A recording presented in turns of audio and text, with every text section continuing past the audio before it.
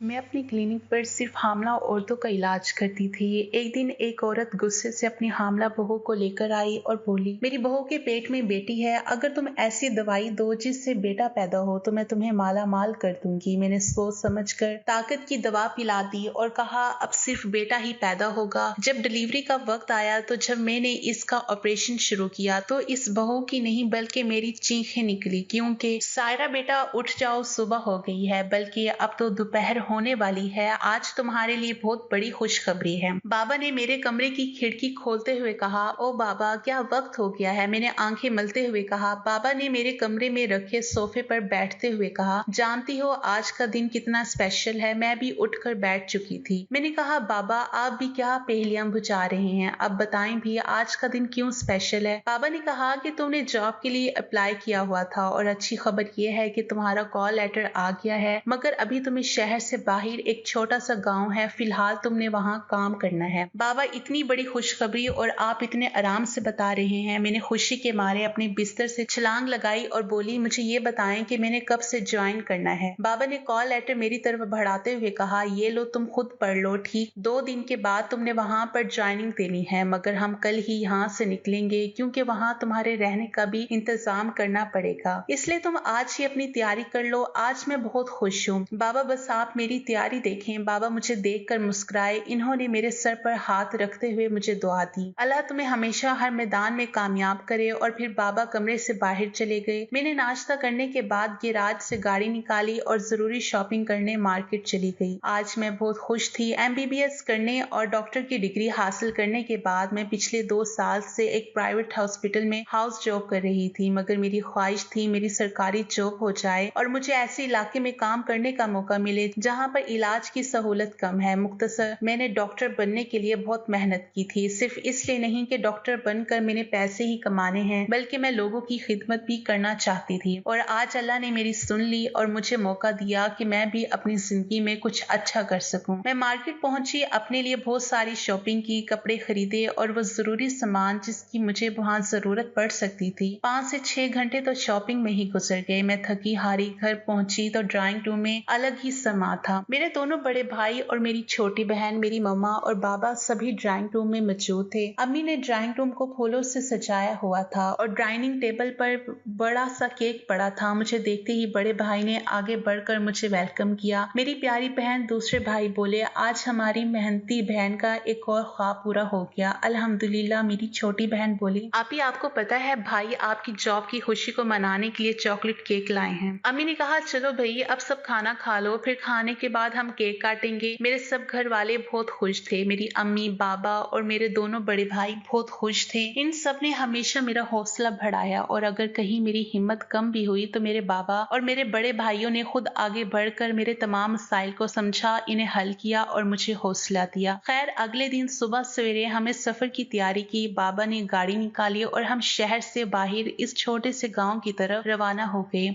जहां मेरी जॉब हुई थी। यह अस्पताल दरअसल गवर्नमेंट का BHU सेंटर था। वैसे तो मेरी रिहाइश का इंतजाम BHU में बने हुए डॉक्टर की सरकारी कोठी में हो चुका था, मगर अब ये देखना था कि इस कोठी की हालत कैसी थी और अगर इसे मरम्मत की जरूरत पड़ती तो फिर बहुत सारा काम करना पड़ सकता था। इसी मकसद के लिए बाबा मेरे साथ आए थे और हम सुबह सवेरे ही घर से निकल पड़े थे। मेरे बाबा मेरे लिए आइडियल थे, इन्हें कितनी फिक्र थी मेरी। हम BHU पहुंचे। आज इतवार का दिन था और BHU बंद पड़ा था। इस अस्पताल में कोई डॉक्टर नहीं था, सिर्फ एक डिस्पेंसर था और वही लोगों का चेकअप करके दवाइयां दिया करता था। हम कोठी की तरफ गए, मगर चूंकि गवर्नमेंट ने ये नई बिल्डिंग बनाई थी इसलिए डॉक्टर की कोठी भी बिल्कुल नई बनी हुई थी। इससे पहले यहाँ सिर्फ छोटी सी डिस्पेंसरी हुआ करती थी। बिल्डिंग ना होने की वजह से सारे कमरे नए बने हुए थे और बहुत जबरदस्त हालत में थे और ये देखकर बाबा मुतमईन हो गए। बाबा ने ड्राइवर को फोन किया, अशरफ चाचा आप कहाँ तक पहुँचे हैं? सामान लेकर सीधा BHU के अंदर आ जाएं। सायरा बेटी को जो कोठी मिली है वो बहुत अच्छी है और पूरी बिल्डिंग बिल्कुल नई बनी हुई है। हमें कुछ भी करने की जरूरत नहीं पड़ेगी। आप जल्दी से फर्नीचर लेकर आएं तो हम फर्नीचर कमरे में सेट कर देंगे। ये कहकर बाबा ने फोन बंद कर दिया। आधे घंटे तक अशरफ चाचा दूसरी गाड़ी में मेरे कमरे का फर्नीचर और जरूरी सामान लेकर पहुंच गए। हमने मिलकर कमरा सेट किया और मुझे ढेरों दुआएं दी और वापस घर जाने के लिए BHU से निकल पड़े। आज अस्पताल में मेरे काम का पहला दिन था। अस्पताल में एक डिस्पेंसर एक मिडवाइफ, एक चौकीदार, एक नायब कासिद, एक माली था। 5 लोग मिलकर अस्पताल चला रहे थे। गवर्नमेंट ने बिल्डिंग तो नई बनवा दी थी, मगर अभी यहाँ सहूलतें नहीं थी। इमरजेंसी मरीज को तिबी इमदाद देना भी हमारे लिए मुश्किल हो जाता था। दवाइयाँ भी बहुत कम और मखसूस ही आती थी। इतनी मुख्तसर दवाइयों में क्या होना था? मेरे लिए सारी बातें कुछ परेशान कुन थी। गाँव की हामला खवातीन के लिए सहूलियात ना होने के बराबर थी। अक्सर तो इतनी गरीब होती कि इनके पास दवाई खरीदने के पैसे भी ना होते। मुझे बहुत अफसोस होता कि जिस दवाई की इन्हें जरूरत है वो अस्पताल में भी नहीं है, और अगर मैं इन्हें ये दवाई बाहर से लिख कर दूं तो दवाई खरीदने के इनके पास पैसे नहीं है। मुझे इस छोटे से गाँव के अस्पताल में काम करते 3 माह गुजर चुके थे, और इस अरसे में मैंने इस अस्पताल को बेहतर करने की बहुत कोशिश की,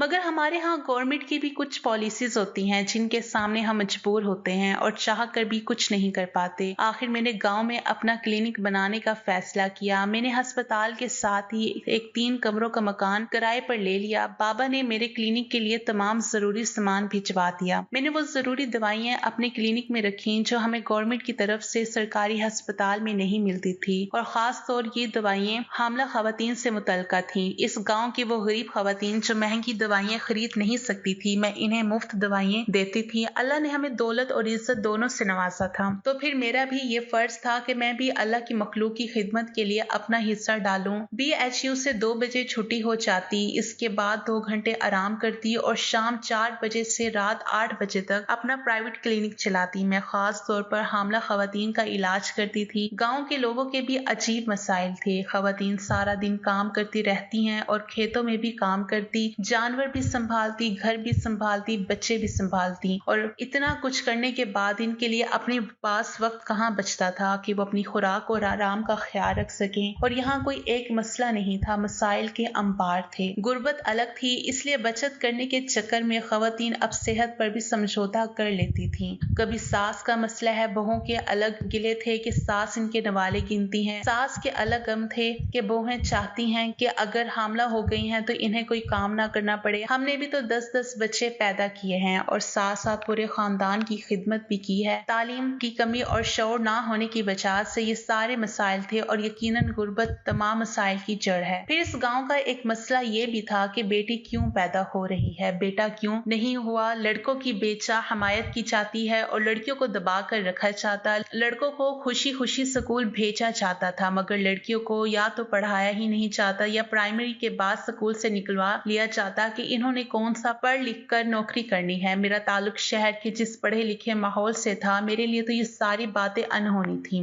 कि ऐसा भी होता है, मगर मुझे यहाँ आकर पता चला कि वाकई ऐसा भी होता है। और हकीकत में खवातीन हमारे माशरे में लातदाद मसाइल का शिकार हैं। लोगों को इलाज के साथ साथ तालीम और शऊर की भी बहुत जरूरत थी, मगर मैं फिलहाल अपनी जॉब और अपने क्लिनिक पे पूरी तवज्जो देना चाहती थी। जो मेरे बस में था वो मैं कर रही थी। आज क्लिनिक पर एक खातून आई, इसे हमल था, वो बहुत परेशान थी। इसके पहले से ही 8 बच्चे थे। गुर्बत भी बहुत ही शोहर लापरवाह शख्स था। जब दिल करता मजदूरी करता, वरना सारा दिन घर में पड़ा रहता। वो औरत बेचारी बहुत परेशान थी। मैंने इसे समझाया कि ये बात तो हमल करने से पहले सोचनी चाहिए थी। मैंने इसे हौसला दिया कि हर आने वाला बच्चा अपने नसीब खुद लेकर आता है। अभी मैं इससे ये बातें कर ही रही थी कि इसका बदतमीज शौहर बेधड़क गरजता बरसता मेरे कमरे में दाखिल हो गया और अपनी बीवी को मेरे पास बैठा देकर कहने लगा, मुझे यही इल्म था कि तू यहीं बैठी अपना वक्त जाया कर रही होगी, घर की और बच्चों की तुझे कोई फिक्र नहीं। मैंने इस शख्स का ये रवैया देखा तो मैं अपनी कुर्सी से खड़ी हो गई और तहम्मुल से बोली, देखिए आप आराम से बात करें, ये कोई तरीका नहीं है। मगर वो शख्स तो कोई पागल जनूनी था। इसने अपनी बीवी को बालों से पकड़ा और इसे खींचते हुए कुर्सी से उठा लिया। मैं कहता हूँ अब ये ड्रामे बंद करो और घर चलो। मुझे ये देखकर शदीद गुस्सा आ गया और मैंने इस शख्स को रोकने की बहुत कोशिश की, मगर इसने एक ना मानी और बालों से खींचता अपनी बीवी को लेकर मेरे क्लिनिक से चला गया। मैंने अब तक कोई गार्ड नहीं रखा था, मगर आज मुझे शिद्दत से एहसास हो रहा था कि मुझे जल्दी गार्ड रख लेना चाहिए। सुबह अस्पताल में अपने कमरे में बैठी डिस्पेंसर के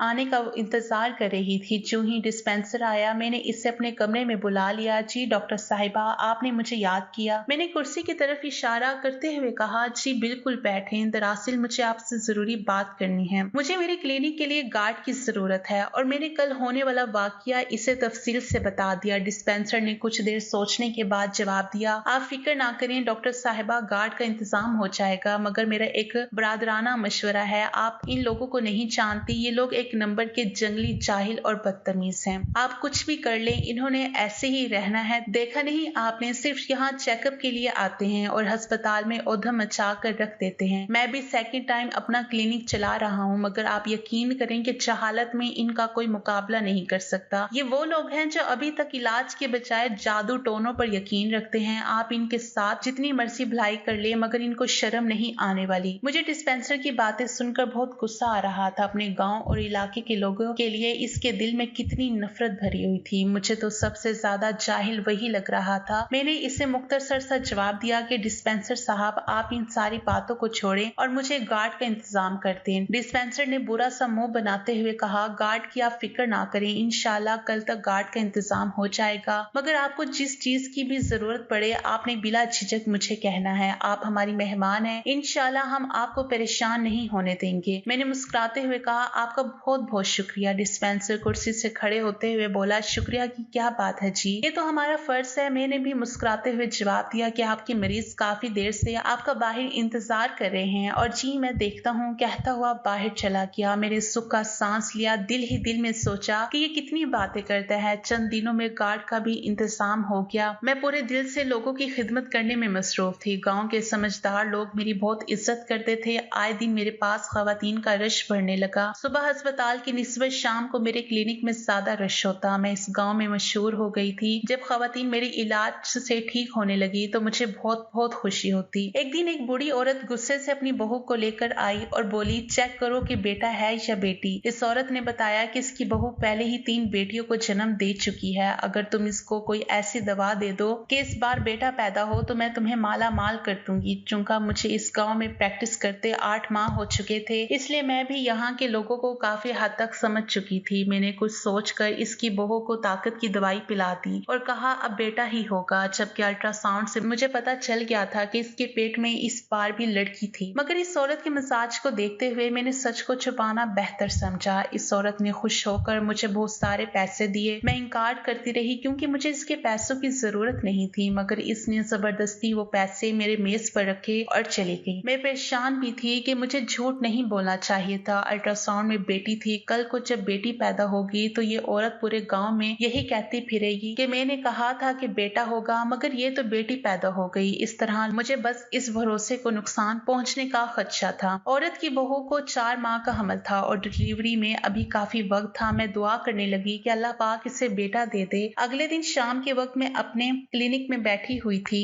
कि मेरे पास एक इमरजेंसी केस आया। तो वो वही औरत थी जिसका शौहर इसे बालों से खींचते हुए मेरे ही क्लिनिक से घर लेकर गया था। औरत हामला थी। इस वाक़े को 1.5-2 माह ही गुजरे होंगे। इस औरत की हालत बहुत तशवीशनाक थी। मैंने इसका चेकअप किया। इसका बच्चा पेट में ही फौत हो चुका था। बहरहाल मुझे इस खातून की जान बचानी थी। मुझे फौरी तौर पर इसका ऑपरेशन करने की जरूरत थी। मैंने इसके साथ आए इसके घर वालों की जरूरी कागजात पर दस्तखत लिए और इसका ऑपरेशन शुरू कर दिया। बच्चा तो पहले ही फौत हो चुका था, मगर अल्लाह का शुक्र है कि मैं इस औरत की जान बचाने में कामयाब हो गई। ऑपरेशन से फारिग होकर मैंने अल्लाह का शुक्र अदा किया कि औरत की जान बच गई। मेरे साथ एक नर्स थी। इससे मैंने कुछ जरूरी हदायत दी और अपने कमरे में चली आई जहाँ इसके घर वाले मेरा इंतजार कर रहे थे। औरत के साथ इसकी माँ, बहन और 2 भाभियां आई हुई थी। मैं अपनी कुर्सी पर बैठ गई। इसकी एक भाभी ने फौरन पूछा, डॉक्टर साहिबा अब कैसी है तबीयत मेरी ननद की? मैंने जवाब दिया, इसकी जान बच गई है, क्या मैं इसे देख सकती हूँ? मैं बोली, हाँ देख सकती हूँ, मगर अभी वो बेहोश है। जी मैं बस दूर से ही इसे देख लूंगी। ये कहकर इस औरत की भाभी ऑपरेशन वाले कमरे की तरफ चली गई। इस औरत की माँ जो साथ आई थी वो रोने लग गई। मैंने कहा, आज से तकरीबन 1.5-2 माह पहले आपकी बेटी मेरे पास चेकअप के लिए आई थी। पहले ही 8 बच्चे होने की वजह से वो इस हमल को लेकर बहुत परेशान थी, मगर मैंने इसका चेकअप किया था। उस वक्त आपकी बेटी और बच्चा दोनों बिल्कुल ठीक थे। अचानक क्या हुआ? मगर इस औरत की माँ रोए जा रही थी। आखिर इसकी भांजी बोल पड़ी, डॉक्टर साहिबा खाला से आप क्या पूछती हैं? मैं बताती हूँ। मेरी ननद का शोहर एक नंबर का निकम्मा चरसी है। जब दिल करता है मजदूरी करता है और जब दिल ना करे मजदूरी नहीं करता।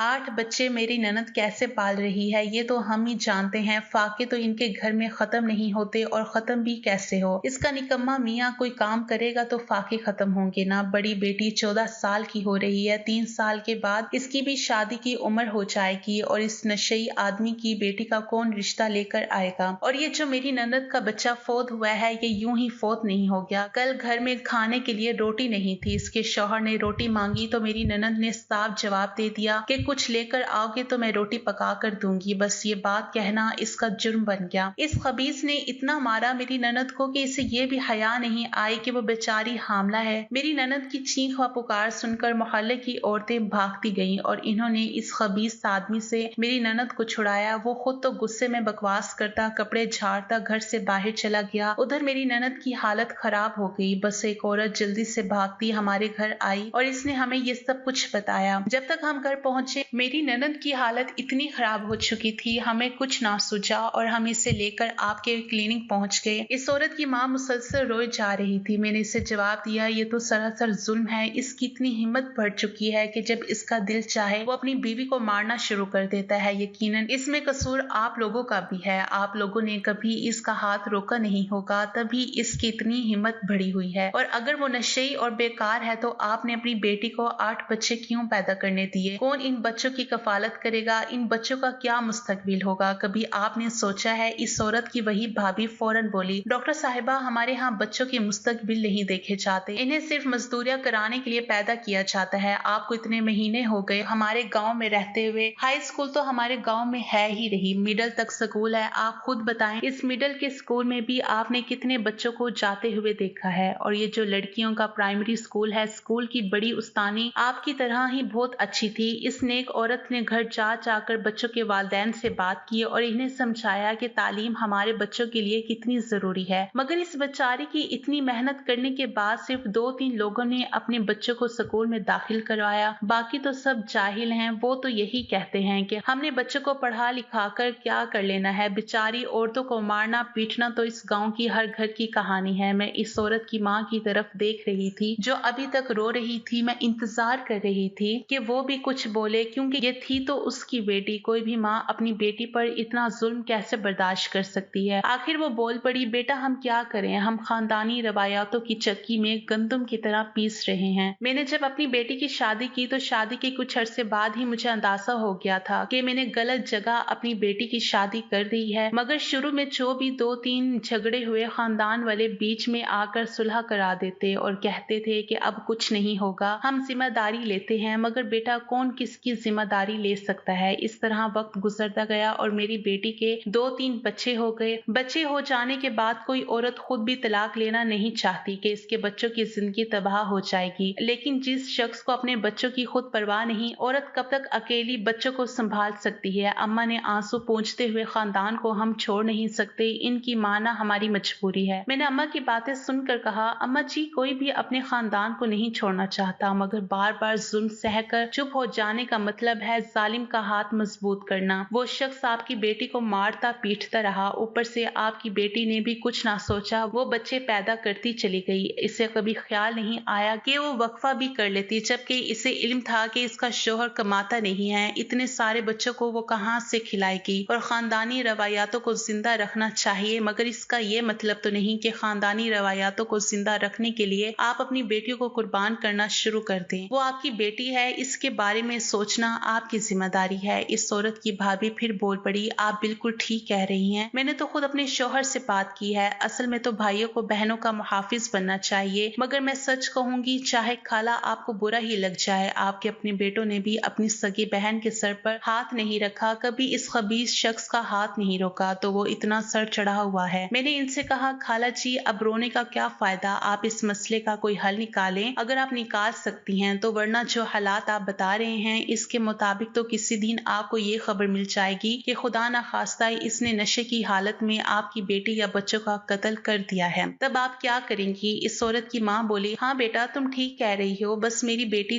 ठीक हो जाए और मैं सिर्फ अपनी बेटी की जिंदगी की परवाह करूंगी। मेरी भी बर्दाश्त अब खत्म हो चुकी है। तकरीबन 3 घंटे के बाद इस औरत को होश आया। इसका नाम आयशा था। अब तक आयशा के भाई भी आ चुके थे। आयशा को होश आया और इसने रोना शुरू कर दिया। मैंने आयशा को हौसला दिया। बहन को इस हालत में देखकर भाइयों की भी गैरत आखिर जाग ही गई। छोटा भाई जज्बाती था और वो लड़ने मरने के लिए तैयार हो चुका था, मगर बड़ा भाई समझदार था। इसने सारे मामले को कानूनी तरीके से हल करने का इरादा किया। इसने बहनोई के खिलाफ थाने में बीवी पर जालिमाना तशद्दुद की दरख्वास्त जमा करा दी। 2 दिन के बाद आयशा की तबीयत कुछ बेहतर हुई। इसके घर वाले इसे अपने साथ घर ले गए। मेरे लिए इस गांव में ये सब कुछ नया था। इस गांव में आकर मुझे पता चल रहा था कि औरतों के हकूक की जब बात की जाती है वो गलत नहीं होती, मगर जरूरत सिर्फ इस बात की है कि खवातीन की बुनियादी मसाइल और छोटे इलाकों की इस तरह की पिसी हुई खवातीन के मसाइल को उजागर किया जाए और इन्हें हल करने की सही मायनों में कोशिश की जाए। खवातीन के जो असल मसाइल हैं इनकी तरफ तो कोई आता ही नहीं, बस सबको अपनी दुकानें चमकाने का पता है। मैं बहुत थक चुकी थी और मुझे भी आराम की जरूरत थी। मैंने अस्पताल से 3 दिन की छुट्टी ली और घर चली गई। दोपहर का वक्त था। मैं घर पहुंची तो देखा अम्मी ड्राइंग रूम में कोई किताब पढ़ने में मसरूफ थी। मुझे अचानक देखकर अम्मी खुश भी हुई और हैरान भी हुई। अरे बेटा, तुम अचानक आ गई, बताया तो होता कि तुम आ रही हो। अम्मी ने मुझे देखते हुए कहा। मैंने अपना छोटा बैग वही फर्श पर रख दिया और थकन के मारे मैं वहीं सोफे पर ही लेट गई। अम्मी, बस बहुत थक चुकी हूँ। मैंने 3 दिन की छुट्टी ली थी कल और सुबह सवेरे ही वहाँ से निकल पड़ी। मैं आराम करना चाहती हूँ। अम्मी ने प्यार से मुझे देखते हुए कहा।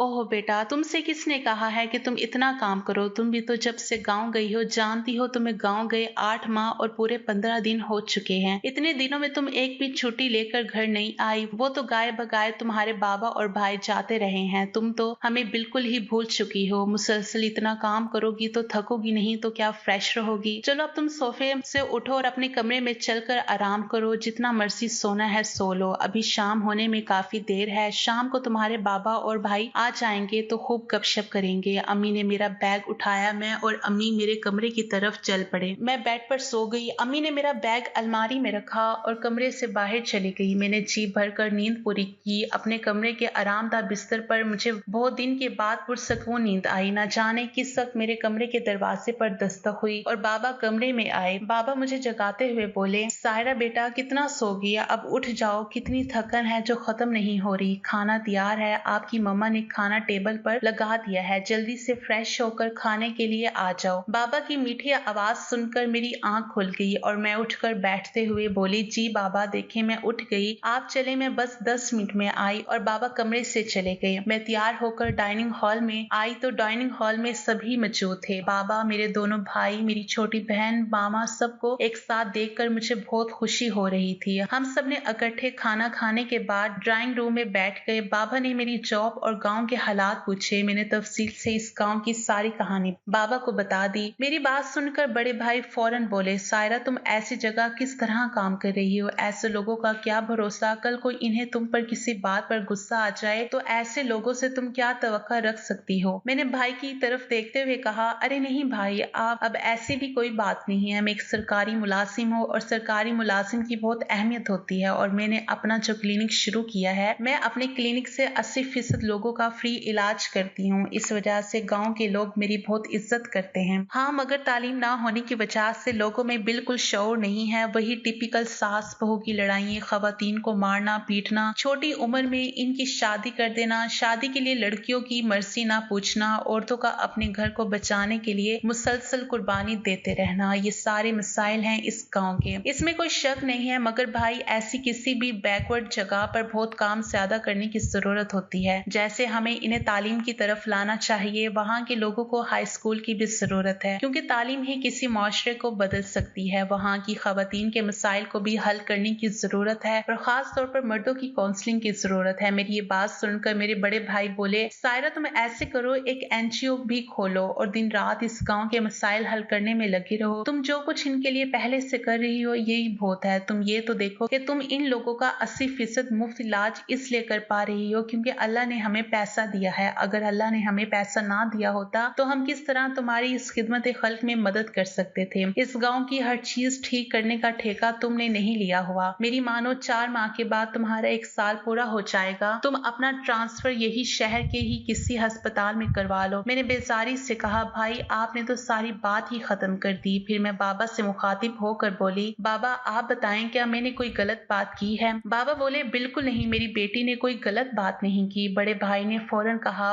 बाबा आप तो हर वक्त सायरा की ही साइड लेते हैं। बाबा ने कहा, बेटी जब दुरुस्त बात कर रही हो तो मैं कैसे इसकी साइड ना लूं? बेटा तुम ठीक कह रही हो, मगर तुम जितनी जल्दी में हो इतनी जल्दी कोई भी माशरा ठीक नहीं हो सकता। इसके लिए बहुत वक्त चाहिए। हाँ, हमें अपनी कोशिश करनी चाहिए। हाई स्कूल वाला मसला तो मैं हल कर सकता हूँ, मेरा MNA दोस्त है, मैं सुबह ही इससे मिलता हूँ और इस मसले पर इससे बात करता हूँ। हाई स्कूल वाला मसला तो इंशाल्लाह जल्द हल हो जाएगा। मगर बेटा, तुम जो खवातीन के मसाइल की बात कर रही हो, ये मसला चंद दिनों में हल होने वाला नहीं है। इस काम के लिए कोई ऐसा शख्स चाहिए जो बार बार गाँव जाए और वहाँ के बुजुर्गों और मर्दों के साथ मीटिंग करे और इनकी काउंसलिंग करे। फिर बहुत आहिस्ता आहिस्ता इसका नतीजा मिलेगा, क्योंकि सबसे मुश्किल काम लोगों के जहनों को तब्दील करना है और बेहतर तो यही है कि ऐसा शख्स इनके अपने गांव का हो जिस पर गांव वाले भरोसा भी करते हों। इसलिए तुम ज्यादा सोचो नहीं और ज्यादा परेशान होने की भी जरूरत नहीं। क्या करें, ये सब हमारे मुआशरे का हिस्सा है। भाई ने बाबा की बात सुनकर कहा, सायरा तुम फिक्र ना करो, बाबा तुम्हारे साथ है और मैं भी तुम्हारे साथ हूँ। जैसा तुम चाहोगी मैं अपनी बहन के लिए करूंगा। भाई की ये बात सुनकर मैं मुस्कुरा दी और बोली, शुक्रिया भाई, यकीनन आप जैसे भाई होते हैं जिन पर बहनें कुर्बान हो जाती हैं। भाई ने भी बेसाख्ता जवाब दिया, मगर मुझे अपनी बहन की कुर्बानी नहीं चाहिए, कमजोर बकरी। और भाई की ये बात सुनकर सब कहका लगाकर हंस पड़े। 3 दिन घर में सुकून से गुजारने के बाद आज मैं अस्पताल वापस आ गई थी। आज गवर्नमेंट की तरफ से कुछ लोग आने वाले थे। सारा दिन मेरा इनके साथ मसरूफियत में गुजर गया। छुट्टी हुई, मैंने चौकीदार को पैसे दिए कि खाना खरीद कर मेरी कोठी पर पहुंचा दे। मैं काम खत्म करके अपनी कोठी में चली जाऊंगी। मैं काम खत्म करके अपनी कोठी में चली गई। थोड़ी देर के बाद चौकीदार खाना भी ले आया। मैंने खाना खाया और आराम करने के लिए बिस्तर पर लेट गई। मुझे बिस्तर पर लेटते 10 मिनट ही गुजरे होंगे। मेरी कोठी के गेट पर कोई जोर जोर से दस्तक दे रहा था। मैंने दिल ही दिल में कहा, यकीनन फिर कोई इमरजेंसी आ गई है। मैंने इसी तरह दुपट्टा सर पर लिया, पाँव में स्लीपर्स पहने और कमरे से बाहर निकल आई। मैंने गेट खोला तो एक 16 साल की लड़की खड़ी बुरी तरह रो रही थी। वो फौरन अंदर आई और बोली, बाजी दरवाजा बंद कर दें, दरवाजा बंद कर दें। मैंने भी बदहवासी में फौरन गेट बंद कर दिया और इस लड़की को देखते हुए मैंने पूछा, कौन हो तुम और क्या मसला है? इस लड़की ने रोते हुए कहा, बाजी मैं आपको सब कुछ बताती हूँ, मुझे अंदर ले चलें। मैं इस लड़की को रूम में ले गई। रूम में पहुंचते ही वो लड़की मेरे कदमों में गिर पड़ी। इसके इस रवैये से मैं खुद बहुत घबरा गई। ये क्या कर रही हो तुम? मैंने इसे सोफे पर बिठाया और वो बुरी तरह रो रही थी। मैंने पानी का गिलास इसे दिया, लो पानी पी लो और मुझे बताओ कि क्या बात है और तुम कौन हो, मेरे पास क्यों आई हो? इस लड़की ने मेरे इतने सारे सवाल सुनकर फौरन पानी पिया, अपने आंसू पोंछे और फिर बोलने लगी, बाची मेरा घर अस्पताल की पिछली साइड पर है। अब्बा जबरदस्ती मेरी शादी गांव के जमींदार से कर रहा है, मगर मैं इससे शादी नहीं करना चाहती। गांव का जमींदार तो उम्र में मुझसे बहुत बड़ा है। मैं तो इसके सामने इसकी छोटी बहनों जैसी लगती हूँ, मगर मेरा रिश्ता भेजते हुए इसे जरा भी शर्म नहीं आई। मैंने शादी से इनकार किया तो अब्बा ने मुझे बहुत मारा। अम्मा ने मेरी हमायत की तो अब्बा ने अम्मा को भी मारा। मैं कल से अम्मा की मिन्नतें कर रही हूँ कि मुझे इस मुसीबत से बचा ले, लेकिन अम्मा भी अब कुछ नहीं कर सकती। मैं भाग कर तुम्हारे पास इसीलिए आई हूँ। बाजी मुझे पता है आप बहुत अच्छी हैं, आप शहर से आई हैं, मुझे किसी यतीम खाने में डलवा दें, मगर मैं इससे शादी नहीं करूंगी। 16 साल की इस मासूम बच्ची की ये बात सुनकर मेरी भी पलकें भीग गई। ये कैसा जुल्म है कि घर के होते हुए, माँ बाप के होते हुए ये बच्ची यतीम खाने जाने के लिए तैयार हो गई है, मगर जबरदस्ती के इस बेजोर शादी के लिए तैयार नहीं हुई। मैंने फौरन बाबा और बड़े भाई को फोन करके गाँव बुलाया कि वो आए और इस बच्चे के वालिद और इस बेशरम जमींदार से बात करें। बाबा और मेरे बड़े भाई 2 घंटे के अंदर अंदर गाँव पहुंच गए। मैंने डिस्पेंसर को फोन करके कह दिया कि गाँव के चंद बुजुर्गों को लेकर अस्पताल ही आ जाए। आज अस्पताल में ही मैंने पंचायत लगाने का फैसला किया था। डिस्पेंसर ने मुझे बताया कि इसने चंद बुजुर्गों से बात कर ली है। जैसे ही मेरे बाबा और भाई आ जाते हैं तो वो इन्हें लेकर फौरन अस्पताल आ जाएंगे। पंचायत लग चुकी थी और इसमें इस बच्चे का बाप और जमींदार भी मौजूद थे। मेरे बाबा बहुत समझदार थे। वो अपने साथ इलाके के SHO और एक वकील को भी लेकर आए थे। सारा मसला इलाके के बुजुर्गों के सामने रखा गया। इस बच्ची का बाप गुस्से में आ गया, कहने लगा, ये मेरी बेटी है, मेरा जो दिल करेगा मैं वो करूंगा। आप सब लोग मेरी बेटी का फैसला करने वाले कौन होते हैं? जमींदार बहुत होशियार आदमी था। वो मामले की नजाकत को समझ गया और कहने लगा, देखिए मेरी तरफ से कोई भी जोर जबरदस्ती नहीं, रियाज भाई की मर्जी है ये रिश्ता दें या ना दें। अगर इनकी बेटी शादी नहीं करना चाहती तो मुझे क्या जरूरत पड़ी है मुसीबत अपने गले डालने की। अल्हम्दुलिल्लाह मेरी बीवी जिंदा है, माशाल्लाह मेरे 4 बच्चे हैं, किसी की बेटी से जबरदस्ती क्यों शादी करूंगा। जमींदार का इतना कहना था कि 16 साल की वो बच्ची जिसका नाम अस्मा था, अस्मा के वालिद के चेहरे का तो रंग उड़ गया। अस्मा का वालिद अपनी जगह से उठा और इसने जमींदार का गिरेबान पकड़ते हुए इसे उठाया। तो क्या बकवास कर रहा है? क्या मुझे पंचायत पे इन सबको ये बताना पड़ेगा कि मेरी बेटी से शादी करने के लिए तू पिछले 6 महीने से मेरे पीछे पड़ा हुआ है, और सिर्फ यही नहीं, मेरी बेटी से शादी करने के लिए तूने कल ही मुझे 5 लाख रुपए दिए हैं। अगर तू कहता है तो मैं वो पैसे अभी घर से ले आता हूँ। जमींदार फौरन चिल्लाने लगा, गाँव वालों, ये झूठ बोल रहा है, मैंने इससे कोई पैसे नहीं दिए, ना ही मैं इसके पीछे पड़ा हुआ था, बल्कि ये मेरे पीछे पड़ा हुआ था कि इसकी बेटी का कोई रिश्ता नहीं आ रहा तो मैं इसकी बेटी से शादी कर लूं। मैंने तो जरा सी हमदर्दी हामी भर ली, मगर मुझे क्या इल्म था कि मेरी हमदर्दी मेरे गले पड़ जाएगी। अस्मा के अब्बू से इसकी ये बात बर्दाश्त ना हुई। अस्मा के अब्बा ने एक जोरदार थप्पड़ खींचकर इसके मुंह पर मार दिया। इससे पहले कि लड़ाई शुरू होती, SHO और वकील बीच में आकर दोनों को पकड़ कर बैठाया। अस्मा के अब्बा ने अपने छोटे बेटे को घर भेजा कि वो पैसे लेकर आए जो जमींदार ने इसे दिए हैं। इसकी ये बात सुनकर छोटा बेटा भागता हुआ घर चला गया। SHO ने मामला ठंडा किया और जमींदार से कहने लगा, यार तुम्हें शर्म आनी चाहिए, अपनी उम्र देखो और बच्ची की उम्र देखो। फिर वो SHO अस्मा के अब्बा से मुखातिब हुआ, और चचा तुम भी शर्म करो, अपनी ही बेटी की कीमत लगाते हुए तुम्हें शर्म नहीं आई? इतने में छोटा बच्चा घर से पैसों से भरा बैग ले आया। SHO ने वो बैग बच्चे से लिया और इसे सबके सामने खोला। इस बैग में वाकई पैसे भरे हुए थे। वकील जो अब तक खामोश बैठा था, पैसों को देखकर वो भी बोल पड़ा, पैसे लेकर जबरदस्ती कम उम्र बच्ची की शादी करना ही कानूनी जुर्म है। SHO साहब, आप इन्हें खुद थाने लेकर जाएं या ये काम मुझे करना पड़ेगा। पंचायत में बैठे 2-3 बुजुर्ग अपनी जगह से उठ खड़े हुए और बोले, वकील साहब हौसला करें, मामले को यही खत्म करने की कोशिश करें। खामखा बात थाने कचहरी में जाएगी तो पूरे गांव की बदनामी होगी, और आखिरकार ये मामला गांव के चंद समझदार लोगों ने मिलजुल कर हल कर लिया, और मेरे बाबा ने गांव के बुजुर्गों को इस बात पर राजी कर लिया, अगर आप अपनी कम उम्र बच्चियों की शादियां इनकी मर्जी के खिलाफ जबरदस्ती करेंगे तो सबसे पहले तो ये सरासर जुल्म है। फिर अगर शादी के बाद वो बच्चियां अपने घर में खुश ना रह सकी और बाद में इनका घर खराब हो जाए तो इसमें इनका कसूर नहीं है, इसमें सरासर आप लोगों का कसूर है। बेटियों की मर्जी से इनकी शादी करेंगी तो अपने घर में खुश व खुर्रम रहेंगी, और इन्हें खुश देखकर सबसे पहले तो वालिदैन को ही खुशी होगी। गांव के चंद सर फेरों को छोड़कर सारे बुजुर्गों ने बाबा की बात से इत्तेफाक किया। अस्मा के बाबा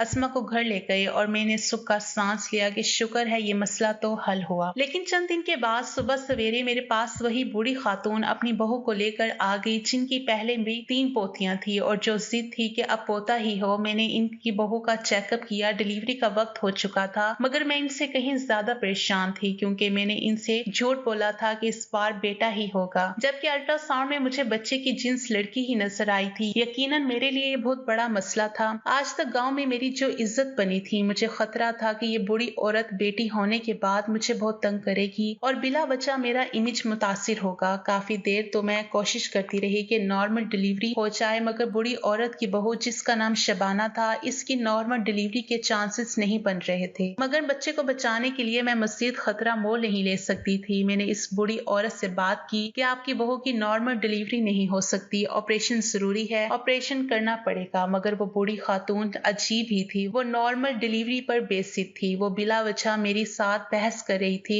थोड़ी देर तो मैंने इससे समझाने की कोशिश की, मगर जब वो ना मानी तो मैंने अपनी कुर्सी पर बैठते हुए इससे कहा कि आपकी बहू की हालत सीरियस है, आप जल्दी से कोई गाड़ी करा लें और अपनी बहू को शहर के किसी भी अच्छे अस्पताल में ले जाएं। मैं आपसे माजरत चाहती हूँ, मैं आपकी बहू का नॉर्मल केस नहीं कर सकती, इससे बच्चे को नुकसान हो सकता है, माँ को नुकसान हो सकता है, और मैं इस नुकसान की जिम्मेदारी नहीं ले सकती। जब इस बूढ़ी औरत ने मेरा सर्द रवैया देखा तो फौरन सीधी हो गई और इसने मुझे ऑपरेशन की इजाजत दे दी। ऑपरेशन की तैयारी चूंकि मैं पहले ही नर्स से करा चुकी थी, मैंने फौरन शबाना को ऑपरेशन थिएटर में शिफ्ट करवाया और ऑपरेशन शुरू कर दिया। इस गाँव में मुझे 9 महीने गुजर चुके थे और इस 9 माह के दौरान ये मेरा चौथा ऑपरेशन था। मैं पहले भी ऑपरेशन बहुत कम करती थी, मेरी पूरी कोशिश होती थी कि डिलीवरी नॉर्मल हो जाए। गांव का ये चौथा ऑपरेशन हमेशा मेरे लिए यादगार रहेगा। जैसे ही बच्चे की पैदाइश शुरू हुई, मैं देखकर हैरान रह गई कि बेटा पैदा हुआ, मगर नहीं, एक और बच्चा भी था। एक और बेटा पैदा हुआ, मगर नहीं, एक और बच्चा भी, इस बार बेटी पैदा हुई। इसने एक साथ 3 बच्चों को जन्म दिया था। मैं खुश भी थी और हैरान भी। अल्लाह ने मेरी इज्जत रख ली थी। ऑपरेशन कामयाब हो गया। माँ और इसके तीनों बच्चे बिल्कुल खैरियत से थे। 3 होने की वजह से बच्चे कुछ कमजोर थे, कुछ दिन नर्सरी में रखने की जरूरत थी। मैंने शहर के बड़े अस्पताल में फोन करके फौरन एम्बुलेंस मंगवाई और माँ और बच्चों को शहर के बड़े अस्पताल में शिफ्ट करवाया ताकि माँ की भी बेहतर देखभाल हो सके और बच्चों को नर्सरी की सहूलत भी मिल सके। शबाना को 10 दिन अस्पताल में दाखिल रखा गया और बच्चों को भी 10 दिन नर्सरी में इनके बहुत अच्छी देखभाल की गई। 10 दिन के बाद डॉक्टर्स ने